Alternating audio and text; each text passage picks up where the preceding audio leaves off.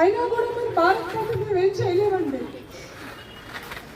అంతేకాదు ఈ రాక్షస ప్రభుత్వాన్ని గద్దె దించాలి. ఇప్పుడు ఇది చాలా క్రూషియల్ టైం మనకి. చెప్పట్లేదు,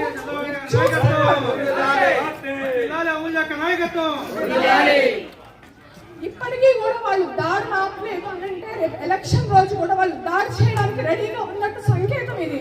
మనందరం కలిసికట్టుగా పోరాడాలి. ఈ టైంలో కూడా ఇప్పుడు కూడా పోరాడకపోతే మళ్ళీ ఆ జగన్మోహన్ రెడ్డి గారికి అలాగే కోమిరెడ్డి గారికి ఇంకో ఛాన్స్ ఇచ్చినట్టు. మీరు ఆలోచించాలమ్మా, ఆడబిడ్డలు అయ్యండి. మనము ఒక నిండు ప్రాణానికి ప్రాణం పోసే శక్తి దేవుడు మనకి ఇచ్చాడు. ఎవ్వరూ భయపడద్దు, ఎవరికి భయపడే అవసరం లేదు. మనమేంటి ఆడబిడ్డలము చెంగు కట్టుకొని లంగా పైకెత్తి పిడికిలు బట్టి ఒక్క చాచి